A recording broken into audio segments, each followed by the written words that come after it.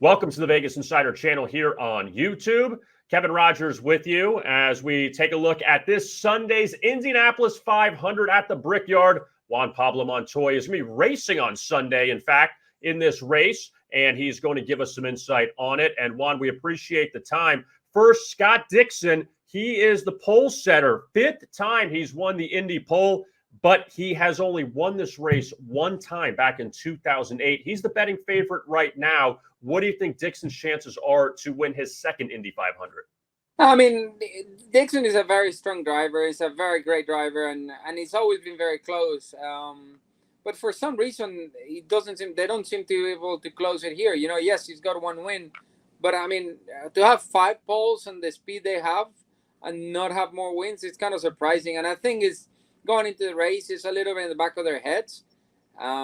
They seem really strong for some reason too. I just came out of practice like 30 minutes ago, and they look really, the Hondas look really strong. We're in a Chevy, and Chevy really stepped up this year, and it's been really good. But it's going to be interesting to see how strong we really are in the race.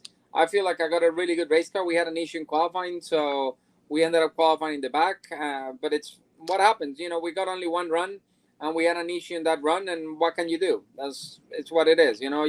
We had an issue, couldn't run hard or anything, and it's the only run we got to do. So it was a little frustrating, but it's going to be fun. I think Palau looks really strong. I'm sure Dixon's going to be there as well. I think Pato, my teammate, looks really strong. I think if the race goes smooth and we have no major issues, we should have a shot at it, to be honest. I really feel comfortable with the car, and we just need a little bit of luck because it's going to be a long day from where we're starting. It's what I told the guys. We just found ways to make our day and our life really miserable and really difficult, but I feel like we can really gain from where we're starting.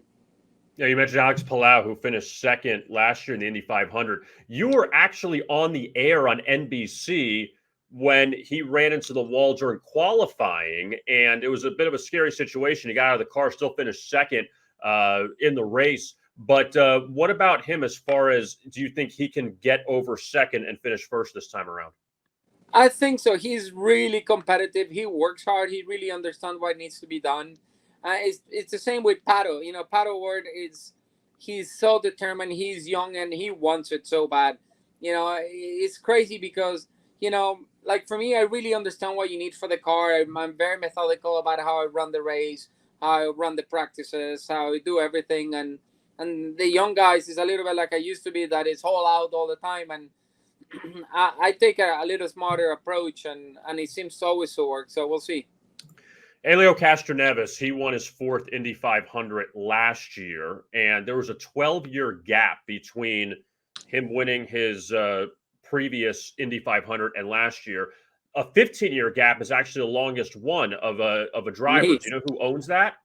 Yeah, but remember, I didn't. Like, Elio's been doing it for like 22 years. I've done like 5 or 6 of them only. Because I won, I did it in 2000, I did it in 2014, and I did it in 15. So it was win, 4th place and a win.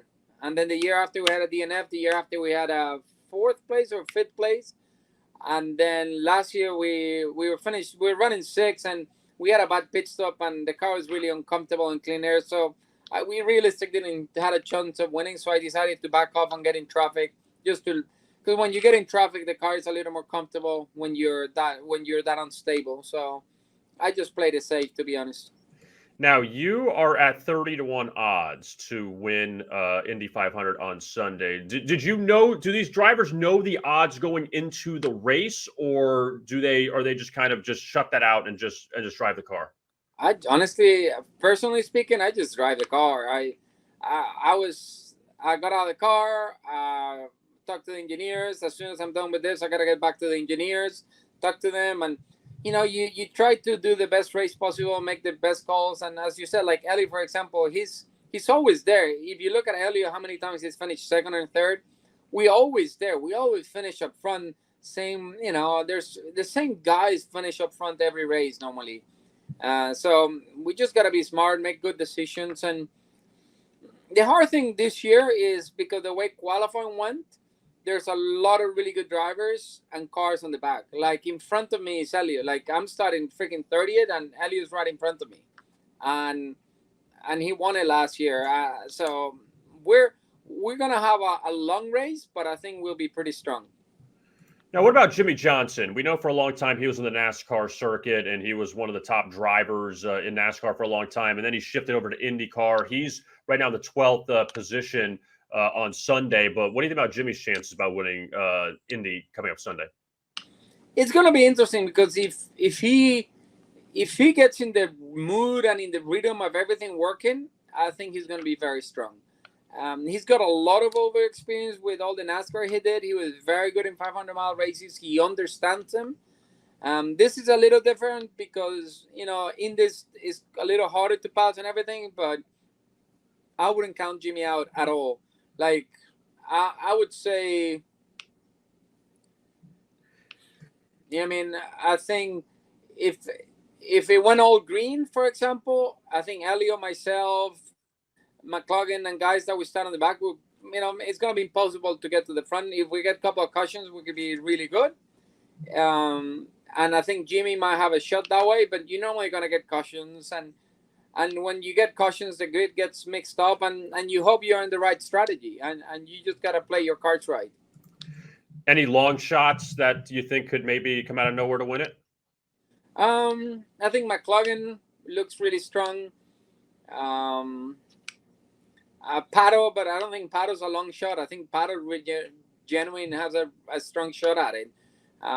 There's a couple of teams don't look that strong. That is surprising. So the hard thing, there's a lot of young guys and guys that are doing it for the first time that are really aggressive, and they don't, like we say, in IndyCar, they haven't hit the wall yet, so they don't know how much it really hurts. Okay, so we'll see what happens on Sunday. We'll see who drinks the milk coming up on Sunday morning, Sunday afternoon in Indianapolis at the Indianapolis 500 at the Brickyard. Juan Pablo Montoya joining us here to break it down. Juan, thank you so much and best of luck. Thank you so much. All right, there is Juan Pablo Montoya. I am Kevin Rogers. Thanks a lot for watching, and as always, best of luck with your bets.